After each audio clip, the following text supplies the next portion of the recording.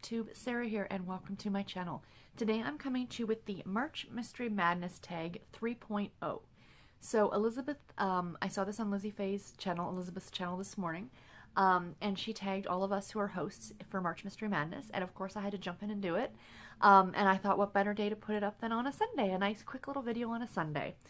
Let's see if I can make it quick. You guys know how I like to talk. But anyway, so this has 4 questions to it. And she said in her video that they did this tag the first year, and then the second year they kind of changed things up a bit. And then this year she's just giving different books for the questions. So let's jump in and get started. So the way this tag works is that it's March Mystery and Madness, 3 words in the read-along title, if you will.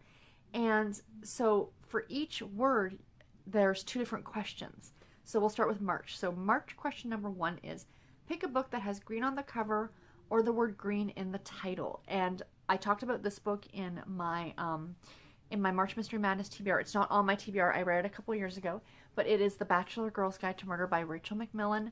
This is a great mystery series. I'm going to be reading the 2nd book in March for March Mystery Madness, and it is about 2 amateur sleuths, women, who solve mysteries and live in the city of Toronto in 1912. It's super adorable, super cute. I really enjoy it, and I highly recommend it. The next one for March is pick a book with Irish elements or that features a leprechaun or any other tiny character. I got stuck on this one. I thought, oh, tiny character, I'm not exactly sure who. But then I remembered that I read this book earlier this year, and that is When Irish Eyes Are Haunting by Heather Graham. This is book, I think, 14.5 in the Crew of Hunters series. It's a novella, but it's a little bit of a longer novella. On audio, I think it was like around 4 hours long. So it's about 125, 150 pages if you were to read it like in a book format or an ebook format. It's really good. All the Crew of Hunters books take place in the U.S. because, of course, the main characters are FBI. They're a branch of the FBI, which I believe is an American organization. I don't think they're like Interpol or anything like that. And anyway, the 2 characters from the previous book are on their honeymoon in Ireland.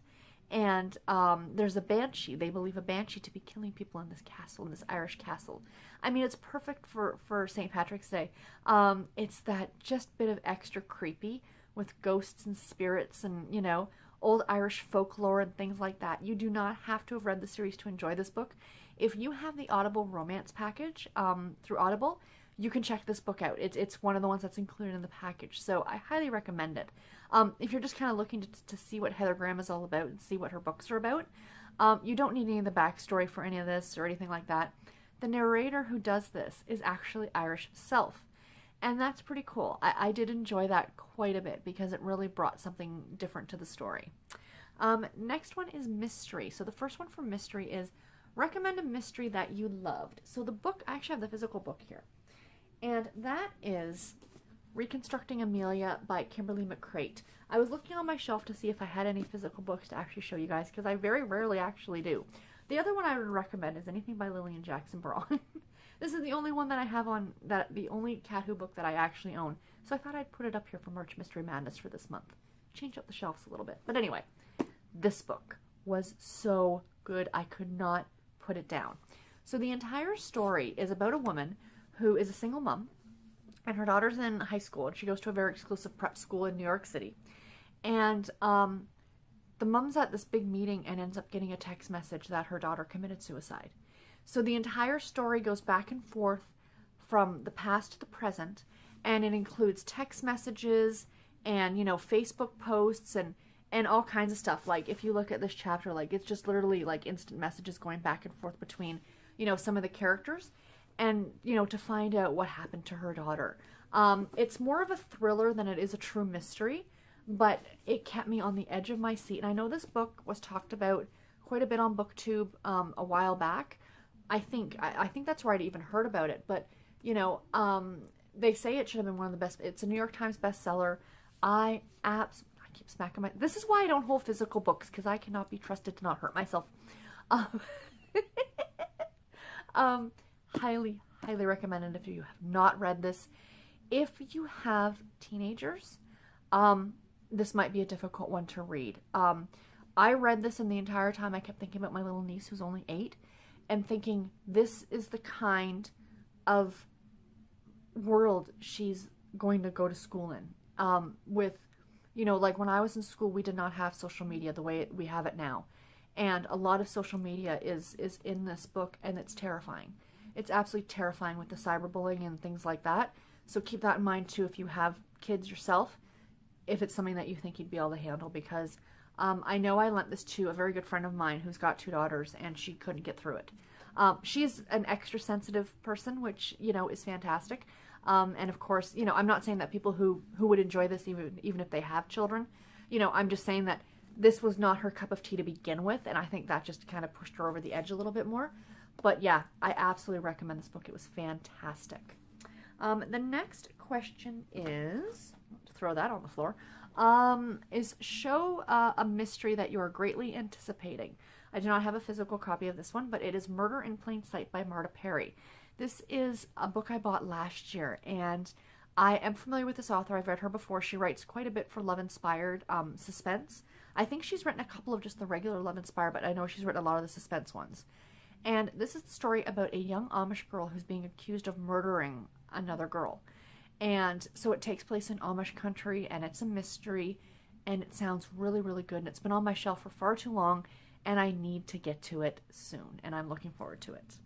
The next one, or the third word I should say, is madness. So the first one is pick a book featuring a psychopath. When I heard this prompt, the very first thing that I thought was No Darker Place by Debra Webb. I read this late last year, and this book messed me up. I would use a more colorful word that starts with F and rhymes with duck, because this book was bananas. I have never read a book, like often with thrillers, and I think somebody else mentioned this in a Merch Mystery Madness video. With mysteries, you along with the detective don't know who done it. Oftentimes with thrillers, there's not oftentimes, but sometimes with thrillers, you actually get to get inside the bad guy's head. I know there's that book that went around a couple years ago called You by, was it Carolyn Kepnes who wrote it? I never read it, but everybody talked about it, where you're pretty much following the main guy. In this book, it's the same thing. You're not following him, but you are getting chapters from his perspective, and it is degrading. It is brutal. This book is not for the faint of heart. It's funny, I mentioned this when I did my review of this book, that I had put this up on Goodreads saying these things, and somebody that I know was like, oh, I probably love that book. So, hey, there's a little something for everybody. I thoroughly enjoyed this book. I thought it was really good, but it was definitely a book that when I was done reading it, I needed something with unicorns and fairies and puppies and kittens and love, because I needed to get out of that very dark place that I felt I was in after reading this. Even at the end, it wasn't sunshine and rainbows. You know, it wasn't, do you know what I mean? But yeah, psychopath to the extreme. This is one I would approach with caution if it's one that you don't know if you could handle, because it was so good. If you think you can, it was so good. And the very last one, another one for madness, is pick a book that features a sporting event or a recreational activity. I gotta be honest with you guys, when I heard recreational activity, my first thought went to, I've read a lot of romances with recreational activities, if you know what I mean, but I don't think that's what they were getting at. Not that kind. So, this book jumped out at me because I've heard Laura from Mum of Triplets 03, is it 03 or 04? I'm sorry.